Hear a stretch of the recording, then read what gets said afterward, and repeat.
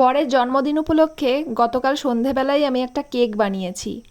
আসলে বার্থডেটা আজকে, কিন্তু রাত 12টার সময় কালকে উইশ করব বলে আমি কেকটা বানিয়ে রেখেছিলাম।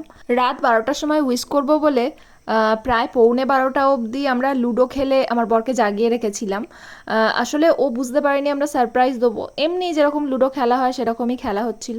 আর এই দুটো কার্ড হচ্ছে ননি আর সানি বানিয়েছে। এটা ননি নিজে একা বানিয়েছে, লিখেছে টিকেছে সব কাটিং টাটিং ওই করেছে। আর এই কার্ডটা আমি একটু হেল্প করে দিয়েছি আমার ছোট্ট ছেলেকে, কিন্তু এই লেখাটা উপরের হ্যাপি বার্থডে লেখাটা আমি একটু হাত ধরেছিলাম, কিন্তু বাবা লেখাটা ও কিন্তু একাই লিখেছে। তো এদিকে তো আমরা তৈয়ারি করে নিয়েছি, কিন্তু এই 15 মিনিটের মধ্যে বার্থডে বয় ঘুমিয়ে কাদা।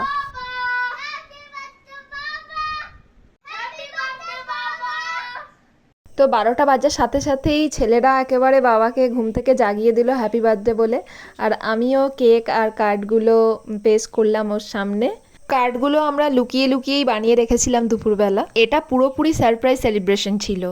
Happy birthday to you, happy birthday to you, happy birthday বাবা। কালকে একাদশী ছিল, তাই আমি কেকটা টেস্ট করে দেখিনি, তবে ওরা খেয়ে বললো খুব ভালো হয়েছে।